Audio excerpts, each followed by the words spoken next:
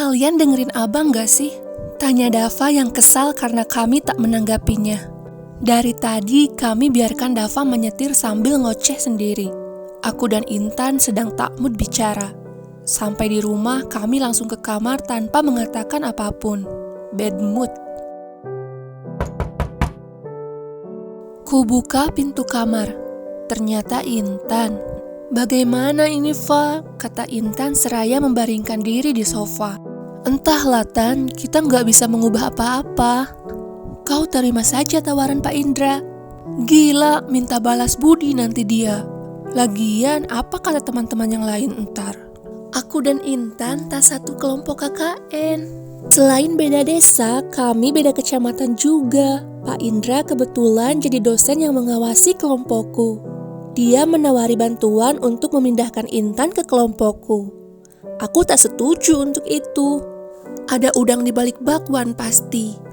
"Terus kita gimana?" tanyanya. "Ya nggak gimana-gimana. Sudahlah, sepertinya kita memang tak ditakdirkan bersama. Sekuat apapun keinginan kita untuk bersama, sebesar apapun usaha kita untuk bersama, tetap saja kita tak akan menyatu jika memang Tuhan tak menakdirkan kita menyatu," kataku seolah pasrah. "Lebay," balas Intan sambil membaling bantal kepadaku.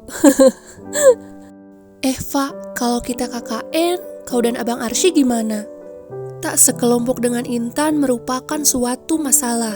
Berpisah dengan Arsy adalah masalah lain lagi.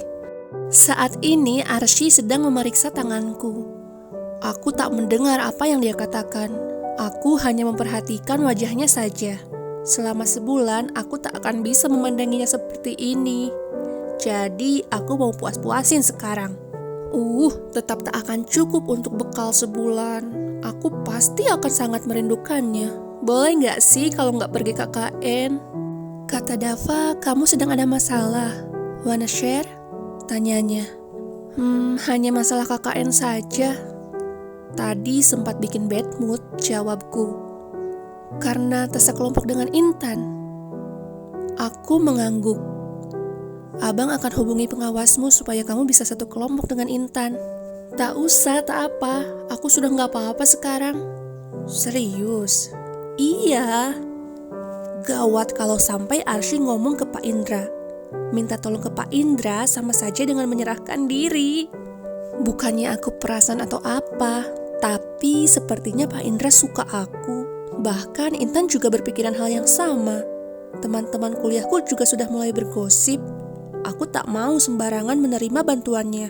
Takut nanti ada masalah. Sekarang yang kukhawatirkan bukan masalah kelompok, tapi Arsy. Setelah kami menikah, kami belum pernah berpisah terlalu lama. Sekarang kami harus LDR-an. Apa bisa? Katanya di daerah KKN itu selalu susah sinyal. Bagaimana kalau aku kangen dia nanti? Masa iya minta izin pulang dulu karena kangen suami? Lagi pula mereka pada gak tahu kalau aku sudah menikah. "Kamu KKN di desa apa?" "Desa Cibatu, Kecamatan Batu Karang." "Wah, lumayan jauh juga ya." Tak mau ngomongin itu lagi, kita tidur aja yuk, ngantuk." Sebisa mungkin aku tak ingin membicarakan ini dengan Arsy. Hanya membuatku teringat pada jarak yang akan memisahkan kami nanti. Aku langsung bergegas ke tempat kerja Arsy saat mendapat kabar itu. Bagaimana bisa ini terjadi, Aish? Setelah bertanya-tanya, akhirnya aku sampai juga di ruangan Arsy. "Shi, kok gak bilang mau kesini?" tanyanya. "Kenapa abang lakukan semua ini?" tanyaku to the point. "Maksudmu? Aku sudah bilang gak usah lakuin apa-apa. Kenapa sekarang tiba-tiba kelompok KKN ku berubah? Ini abang yang lakukan kan? Aku berterima kasih karena abang membuatku satu kelompok sama Intan. Tapi tak satu kelompok pun tak apa. Itu udah gak penting lagi bagiku. Abang tak perlu repot-repot lakukan ini. Aku baik-baik saja. Jadi kumohon tolong buat aku kembali ke kelompokku semula." "Abang tak bisa." "Kenapa?" "Akan lebih baik kalau kamu bersama dengan Intan," jawabnya. "Aku tetap mau kembali ke kelompokku," tegasku. "Tak akan abang izinkan." "Kenapa abang ikut campur urusan kuliahku seperti ini?" Aku sudah mulai menaikkan suara. "Kenapa kamu bersikeras tak mau pindah?"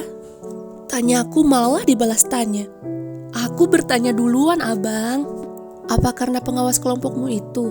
Apa kamu tak mau berpisah dengan Pak Indramu itu, makanya kamu bersikeras seperti ini? Tanyanya. Apa yang dia katakan? Pak Indra, Arsy tahu dia pengawasku. Tentu saja. Mustahil Arsy nggak tahu. Bukankah dia sudah menemui Pak Indra? Tapi biarpun begitu, kenapa jadi bawa-bawa Pak Indra sekarang? Abang sedang menuduhku. Tanyaku tak percaya kalau Arsy akan mengatakan hal seperti itu. Apa dia meragukanku sekarang? Apa abang juga bersikeras aku sekelompok dengan Intan agar abang bisa menyuruh Intan mengawasiku? Apa abang juga tak percaya pada aku sekarang? Aku tak peduli lagi. Apapun yang abang lakukan, aku tetap akan kembali ke kelompok asalku. Terserah kamu saja, katanya lalu keluar dengan membanting pintu. Kenapa jadi seperti ini? Menyebalkan. Aku hanya tak ingin Arsy meminta bantuan Pak Indra. Aku tak ingin terlibat apapun dengan Pak Indra selain urusan kuliah. Kenapa Arsy malah menuduhku? Baru juga menikah sudah berantem seperti ini. Syifa, akhirnya kita satu kelompok juga. Intan langsung memelukku saat aku sampai di rumah. Hei, kau kenapa? Apa kau tidak senang? Tanya Intan. Aku menggeleng. Aku menarik Intan duduk di sofa. Tan, aku senang kita bersama. Tapi apa kau tak berpikir kalau ini salah? Maksudku, apa yang akan orang pikirkan tentang kita nanti? Tentang keluarga kita? Keluarga Syifa dan Intan nyogok dosen agar bisa satu kelompok KKN. Apa itu tak masalah? Tanyaku takut. Masalahnya bukan itu kan? Kau tak pernah terpengaruh dengan hal-hal seperti itu. Lagi pula kau tahu benar keluarga kita tak begitu. Meminta kita satu kelompok apa salahnya? Sebelum ini pun banyak yang minta tukar kelompok karena alasan-alasan tertentu. Kalau alasannya tak penting, kampus kita juga tak akan mengabulkan permohonan pindah kelompok. Terang Intan. Menurutmu alasan Intan dan Syifa bad mood karena tak sekelompok itu penting? Kita bahkan tak ada alasan jelas untuk tukar kelompok. Kenapa bisa tukar sekarang?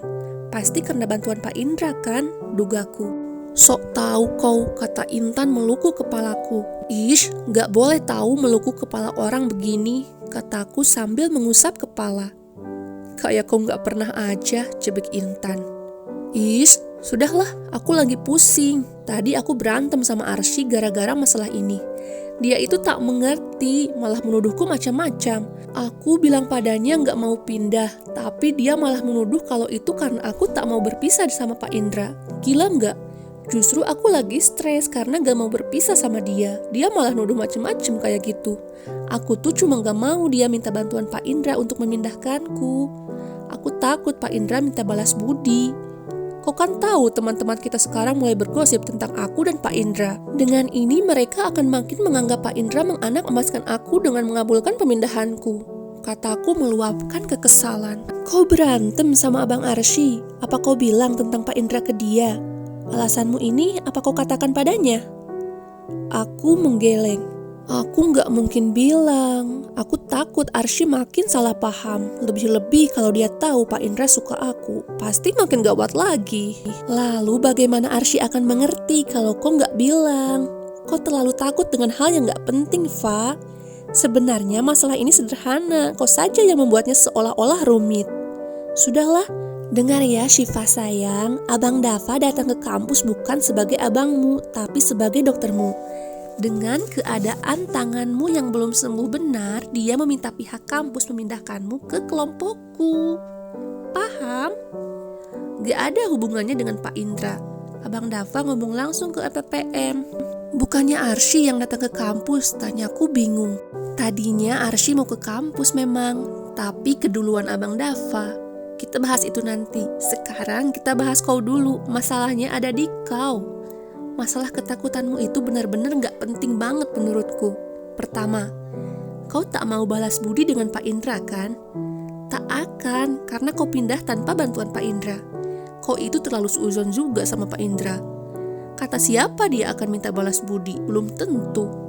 Dua, kau takut orang menggunjing tentang masalah kau dianakmaskan dan bla bla bla. Hei, justru kalau kau tak pindah, orang akan makin berpikir kalau ada apa-apa sama Pak Indra. Kalau kau nggak pindah, kau akan berada di bawah pengawasannya. Dan orang makin curiga dengan hubungan kalian, mengerti? Kau marah-marah ke Arsy gak ada gunanya, Fa. Arsy tak melakukan hal yang kau takutkan tadi. Dia gak ngomong apa-apa ke Pak Indra, bahkan ketemu pun tidak. Lebih baik kau jujur saja padanya tentang ketakutanmu itu, biar dia mengerti dan gak salah paham. Dia sangat mengkhawatirkanmu, Fa. Masalahnya simpel banget kan sebenarnya. Kau aja yang buat ribet, jelas Intan.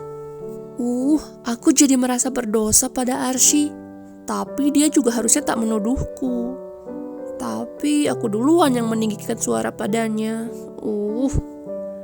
Aku harus gimana sekarang? Tadi aku udah marah-marah sama Arsy, ucapku sayu. Ya minta maaf lah. Malu lah Tan, menurutmu Arsy mau maafin aku? Gila aja gak maafin, dia kan sangat menyayangimu, kata Intan menyikul lenganku. Semoga aja. BTW bagaimana kau tahu tentang semua itu tadi? Tanyaku penasaran. Abang Dava dah cerita semua ke aku. Abang Dava juga khawatir dengan keadaanmu, jawab Intan. Abang Dava paling juga khawatir padamu. Dia takut kau nemu cowok baru di KKN. Makanya dia ngirim aku untuk mata-matain kau. In your dream, Fa, mustahil. Masalah kelompok dan Pak Indra sudah selesai. Intan benar, aku saja yang merumitkan semuanya. Padahal aku hanya tinggal pindah saja tanpa harus mengkhawatirkan apapun. Aku juga harusnya tak perlu bertengkar dengan Arsy. Untuk pertama kalinya tadi Arsy marah padaku. Sudah selarut ini dan Arsy belum pulang. Padahal Dava sudah pulang sebelum makan malam. Apa karena dia masih marah padaku? Dia tak mengabariku sama sekali. Untung saja Mama dan Papa tak menanyaiku macam-macam. Abang di mana? Kenapa belum pulang? Blue tick. Chatku hanya dibaca saja tanpa dibalas. Sepertinya Arsy sangat marah padaku sampai tak mau pulang begini. Akhirnya aku tertidur tanpa Arsy di sampingku. Paginya aku terbangun di pagi hari tanpa menatap Arsy. Dia benar-benar tak pulang. Punya suami dokter itu ya gitu, Fa, sabar aja, ucap Mama saat kami sedang sarapan. Aku hanya membalas dengan senyum. Mudah-mudahan saja Arsy tak pulang karena memang sedang bekerja, bukan karena marah padaku. Tapi mungkin juga dia menjadikan pekerjaan sebagai alasan untuk menghindariku. Buktinya dia gak balas chatku. Rio cakep banget ya Tan, kataku setelah turun dari motor Intan. Aku dan Intan baru pulang dari pertemuan kelompok KKN. Tadi kami berkenalan dengan anggota kelompok yang berasal dari jurusan dan fakultas yang berbeda-beda. Yang kulihat tadi ada 2 orang cowok yang menurutku ganteng. Salah satunya Rio yang barusan kusebut. Iya, ganteng, mukanya unyu ya. Udah punya cewek belum ya? Aku udah tandai dia, kau jangan macem-macem, kata Intan dengan sedikit peringatan. Aku ini memang wanita setia, tapi kan wanita setia boleh saja khilaf. Sengklek. Eva, itu mobil Arsy. Sepertinya dia dah pulang, kata Intan seraya menunjuk mobil Arsy. Ya, itu memang mobil Arsy. Apa yang harus kulakukan? Aku mau minta maaf, tapi aku kesal karena Arsy mengabaikan chatku kemarin. Gak ngabarin sama sekali. Rasanya malas bahkan hanya untuk menyapanya. Assalamualaikum, ucapku dan Intan saat masuk ke rumah. Arsy dan Dava yang sepertinya sedang bermain catur langsung menengok ke arah kami lalu membalas salam kami. Sesaat mataku bertemu dengan mata Arsy, tapi segera kupalingkan wajahku. Melihatnya aku jadi kesal. Aku langsung naik ke kamarku. Fa, kita jadi pergi kan? Tanya Intan di luar kamarku. Iya, setelah mandi kita pergi, jawabku setengah berteriak. Bagus juga pergi, aku malas ada di rumah.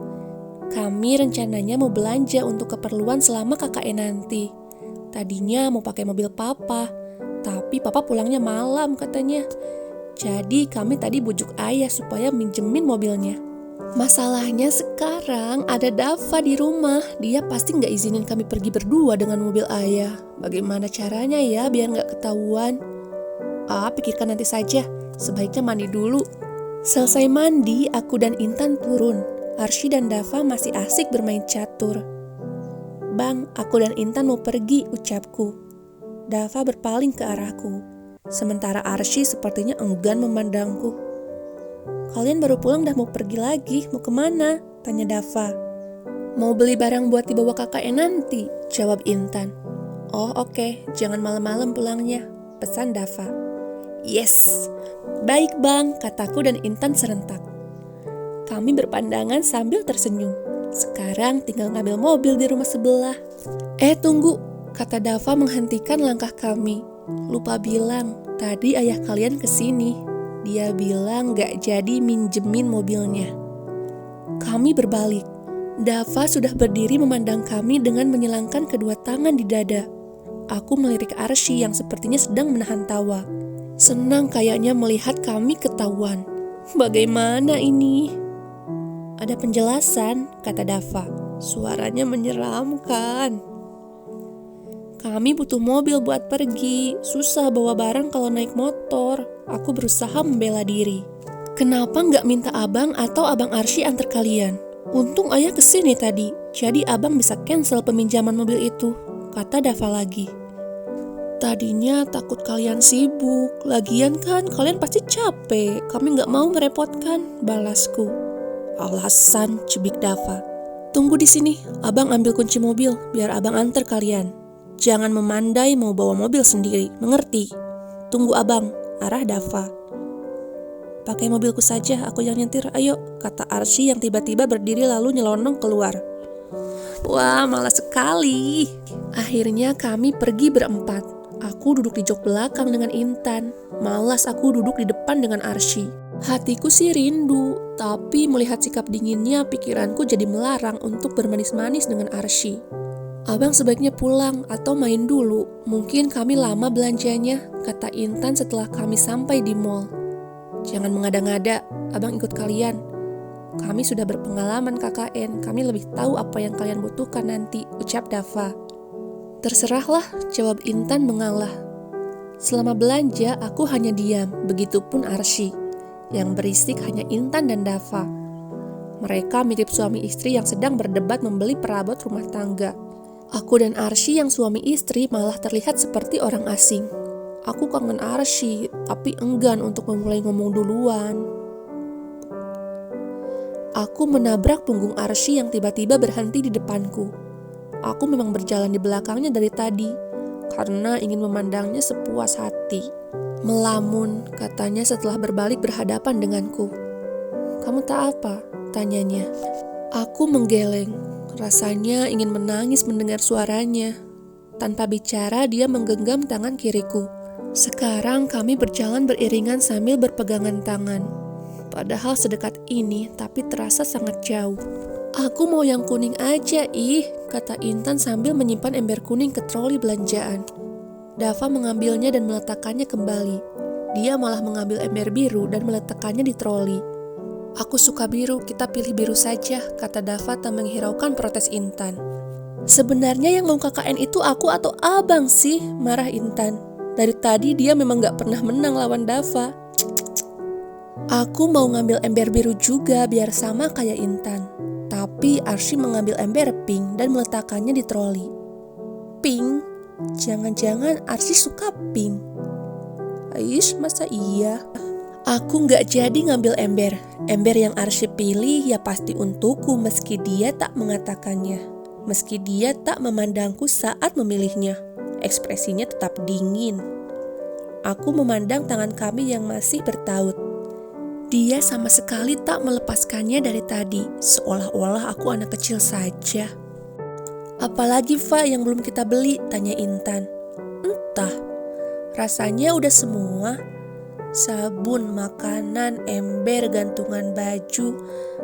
Apalagi ya? Aku mengetuk-ngetuk daguku tanda sedang berpikir. Tiba-tiba Arsy menarikku. Mau kemana dia, Aish? Pilihlah, sekalian punya Intan juga. Dia mungkin akan malu sama Dava nanti kalau kesini, ucap Arsy. Cuma Intan saja yang dia pikirin. Memangnya aku gak akan malu apa? Aku juga malu lah, Ish. Dia ada di sampingku saat aku memilih beginian. Aku jadi ragu mau mengambil. Kalau kamu diam terus, abang yang pilihin, katanya seraya mengambil 2 bungkus yang ukuran besar. Ya Tuhan, yang benar saja. Dia menarikku lagi kembali ke Intan dan Dava. Sepanjang jalan orang-orang melihat ke arah kami. Aish, Arsy ini gak punya malu atau gimana? Intan dan Dava terlihat melongo melihat Arsy meletakkan bungkusan itu di troli. "Fa, tega kau membuli suamimu. Kau menyuruhnya membawa pembalut," kata Dava sambil melepaskan tawa. Aku memandang Arsy yang bersikap biasa saja. Padahal aku sudah malu banget, dia malah cuek gitu. Abang Arsy itu peka, gak kayak abang Dava. Ucap Intan sambil menjelirkan lidah. "Diamlah anak kecil," kata Dava marah. Banyak barang yang kami beli, itu karena Dava juga ikut belanja barang-barang gak penting. Kami sampai sholat maghrib dan isya di masjid mall karena belanjanya tak kelar-kelar. Aku sudah sangat capek, bukan hanya capek berjalan, tapi capek dengan sikap dingin Arsy padaku. "Dava, kau yang nyetir," kata Arsy lalu menyerahkan kunci mobil ke Dava. Kupikir Arsy akan duduk di depan, dia malah masuk ke kursi belakang duduk bersamaku. Intan mau gak mau harus duduk di depan bersama Dava. Aku ngantuk banget, mau ngobrol sama Arsy pun gak mungkin. Lebih baik tidur saja. Bisa kurasakan Arsy menyandarkan kepalaku di pundaknya. Aku tak punya tenaga untuk melayan perasaan sekarang. Aku benar-benar ngantuk. Aku terbangun lalu melihat keadaan sekeliling. Aku di kamar. Yang kuingat aku tidur di mobil semalam. Mungkin Arsy yang mengangkatku ke sini. Arsy masih tidur di sampingku. Rasanya sudah 2 hari sejak kami bertengkar. Sudah 2 hari dia dingin padaku. Aku merindukannya. Sangat merindukannya. "Abang, maafkan aku," bisikku seraya menyentuh wajahnya yang sedang tidur itu. Aku bangun mengambil wudhu. Masih ada waktu untuk sholat malam, bermunajat, memohon pada Tuhan agar melindungi pernikahanku. Azan subuh berkumandang. Aku membangunkan Arsy untuk berjamaah. Kami melakukan aktivitas seperti biasa. Hanya saja Arsy masih tak bicara padaku. "Assalamualaikum abang, hari ini aku mau pergi survei ke desa tempat KKN, sekalian mencari kontrakan untuk tinggal nanti." Setelah aku memaklumkan kepergianku pada Arsy, aku dan teman sekelompokku yang lainnya berangkat menuju ke desa tempat di mana kami akan mengabdi untuk sebulan nanti. Aku seperti biasa dibonceng Intan. Dava dah wanti-wanti agar kami jangan sampai dibonceng cowok. Dasar. Tak diperingatkan begitu pun kami memang tak mau. Meskipun jalannya jelek dan berbahaya, kami tak mau dibonceng cowok. Kami tak terbiasa. Kami sudah melihat-lihat desa tempat kami KKN. Waktu tempuh dari kampus ke desa sekitar 3 jam dengan naik motor. Terpencil memang. Desanya lumayan luas, dari satu RW ke RW lain lumayan jauh juga, harus melewati sawah dan gunung dulu. Kami juga sudah mendapatkan rumah untuk tinggal. Ada 2 rumah. Untuk pria dan wanita tentu saja rumahnya dipisah. Rumah kontrakan kami ini lumayan besar untuk ukuran rumah di desa. Fasilitas dalamnya pun lumayan. Ada sofa, kasur, TV, lemari, perabotan dapur. Pokoknya lengkap semua. Kami tak usah bawa banyak barang nanti. Dan yang paling penting, kamar mandinya di dalam. Selesai survei, kami pun pulang. Sempat ada razia tadi. Jadi aku dan Intan terpisah dari rombongan. Kami berada jauh di depan. Teman-teman yang lain pada nggak pakai helm 2. Jadi mereka nunggu razia selesai karena tak ada jalan pintas atau jalan tikus. Kanan kiri gunung yang mana ada jalan lain. Heran juga di daerah banyak gunung seperti ini sering ada razia kendaraan. Hari sudah semakin sore dan sepertinya akan turun hujan. Kami sudah keluar dari jalan yang banyak gunung. Sekarang kami sudah masuk daerah kota lagi dan hujan pun turun. Terpaksa harus berteduh dulu karena kami tak membawa jas hujan. Setelah sejam menunggu, hujannya tak kunjung reda. Akhirnya kami menelepon Dava untuk menjemput kami. "Kalian tak apa?" tanya Dava setelah turun dari mobil. "Ayo masuk mobil biar badan kalian hangat." Kami pun masuk ke mobilnya Dava. "Kita langsung pulang aja ya," ucap Dava. "Tunggu reda dulu lah bang, motorku gimana?" kata Intan. "Tinggalkan saja di sini, besok ambil." "Kalau hilang gimana? Gini aja, Abang bawa jas hujan gak? Biar aku bawa motorku, Syifa sama abang. Jas hujan ada, tapi biarin kau pulang naik motor sendiri nggak mungkin. Kau tetap di sini, motormu biarkan saja, tegas Dava. Kalau gitu abang yang bawa motorku, Intan masih belum menyerah. Terus mobilku? Aku yang bawa, kata Intan dengan memasang wajah kasihan. No, jangan pernah bermimpi bawa mobil ini. Kalau nabrak gimana? Kau pikir ini mobil murah? Gak boleh, pokoknya gak boleh. Tinggalin sajalah motormu, motor jelek gitu gak akan ada yang ngambil. Kalau hilang aku ganti yang baru. Tiba-tiba Intan keluar dari mobil. Dia menuju motornya dan melaju menembus hujan. Aku berusaha memanggilnya tapi tak ada gunanya. Ayo bang, kejar dia, cepat jalankan mobilnya, teriakku pada Dava. Malas, biarkan saja anak bandel itu, ngeyel, jawab Dava. Abang, kalau terjadi sesuatu sama dia gimana? Dia pasti tersinggung dengan ucapan abang tadi. Motor itu hadiah ulang tahun dari papanya sebelum meninggal. Menghina pemberian seseorang sama saja dengan menghina si pemberi. Gak mau tahu, pokoknya jalan sekarang, kejar dia, marahku pada Dava. Sial, ucap Dava sambil memukul setir lalu dengan cepat menyusul Intan. Apa dia menyesal dengan ucapannya? Itu harus, dia keterlaluan. Aku benar-benar khawatir pada Intan sekarang. Intan tak pernah semarah itu. Dia pasti sangat terluka dengan perkataan Dava. Ish. Bang, sepertinya Intan sudah pulang, ucapku saat kami sampai di rumah. Kulihat motor Intan sudah elok parkir di garasi rumah. Syukurlah, abang langsung ke rumah sakit ya, kata Dava. Aku pun masuk ke rumah. Aku memutuskan untuk mandi dan sholat maghrib dulu sebelum berbicara dengan Intan. Dia pasti sedang sedih sekarang.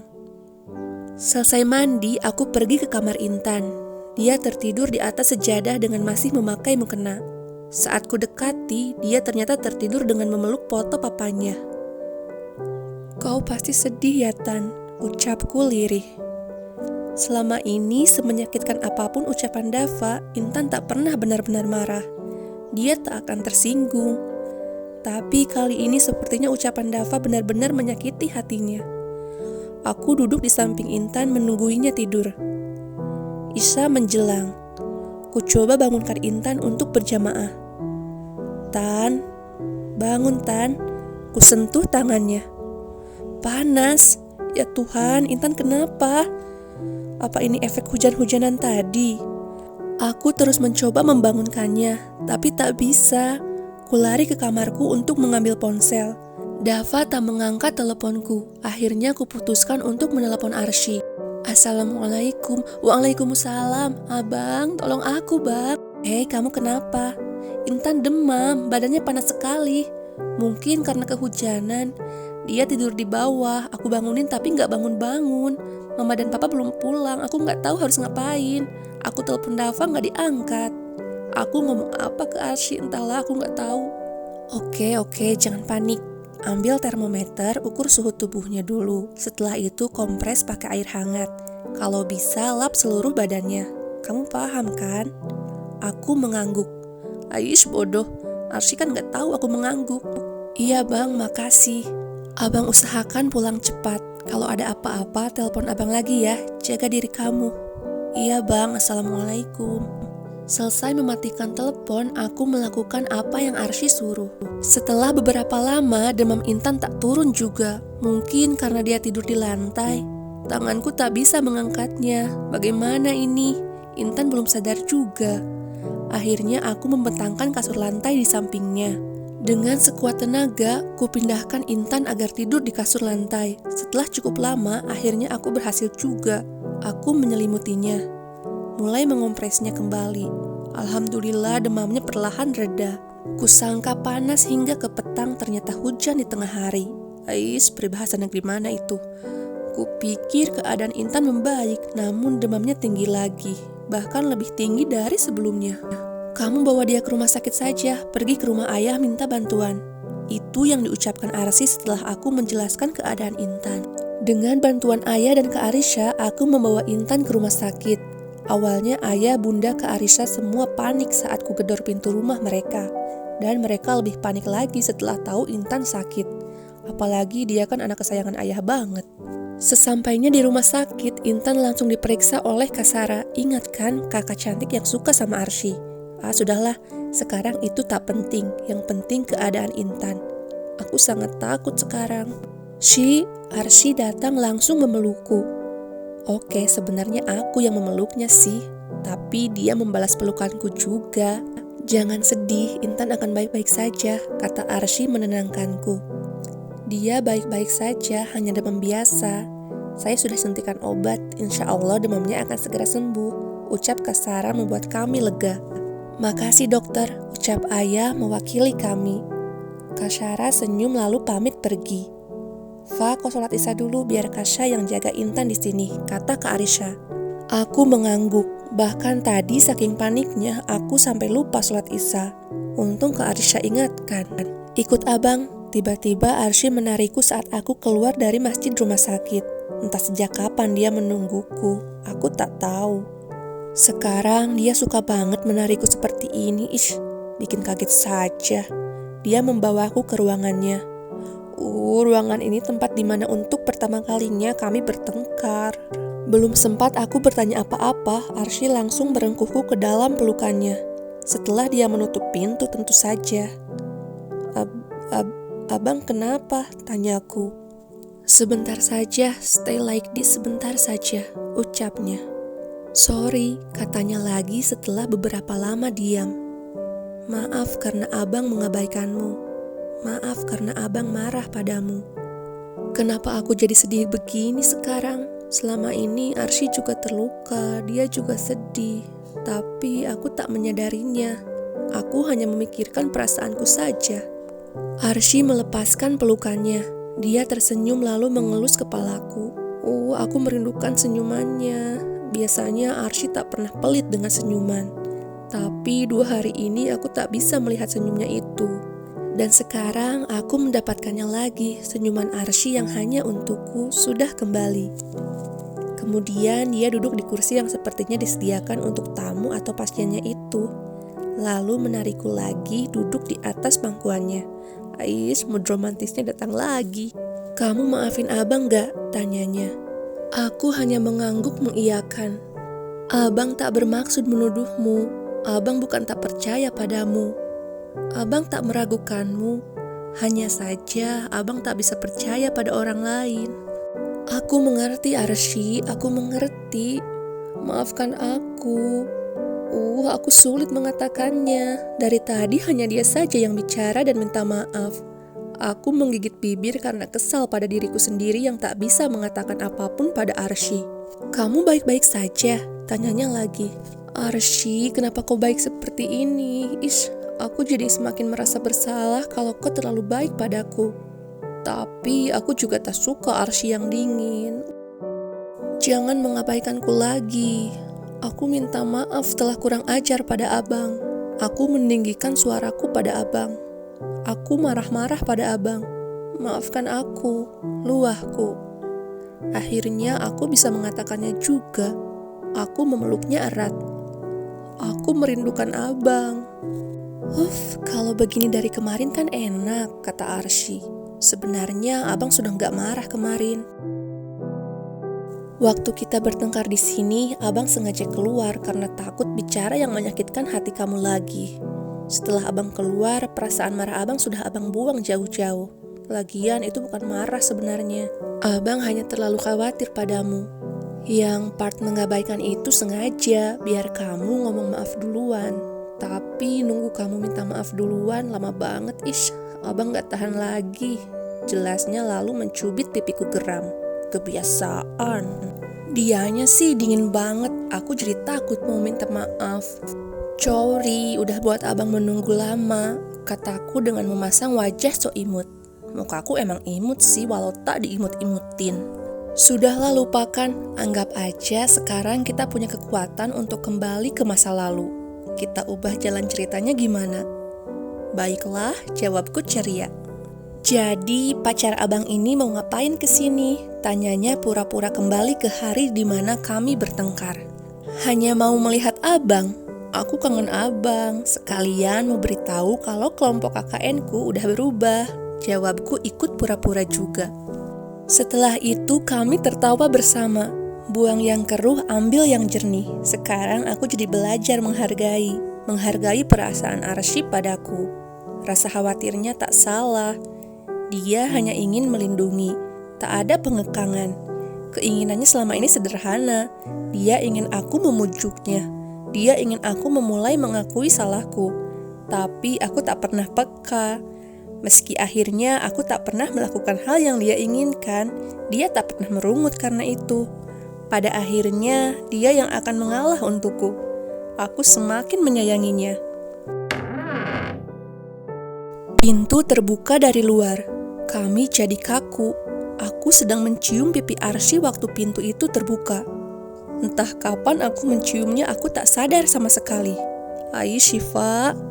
Aku benar-benar kaget. Bukan hanya kaget karena kelakuanku dilihat orang lain, tapi juga kaget karena aku kok berani melakukan hal itu. Aku malu lagi sekarang. Oh my god, kalian ngapain? Tanya ke Arisha yang tiba-tiba datang itu. Aku segera bangun dari pangkuan Arsy. Kau ganggu saja, kata Arsy pada ke Arisha. Arsy ini, nanti ke Arisha semakin berpikir macam-macam. Kalian mesra-mesraannya nanti saja di rumah. Aku mau ngasih tahu kalau Intan sudah sadar, beritahu ke Arisha. Alhamdulillah, ucapku. Terima kasih ya Allah. Syukurlah dia sudah sadar. Ayo kita lihat Intan sekarang, ajakku. Intan, memangnya kenapa dengan Intan? Tanya Dava yang tiba-tiba muncul entah dari mana.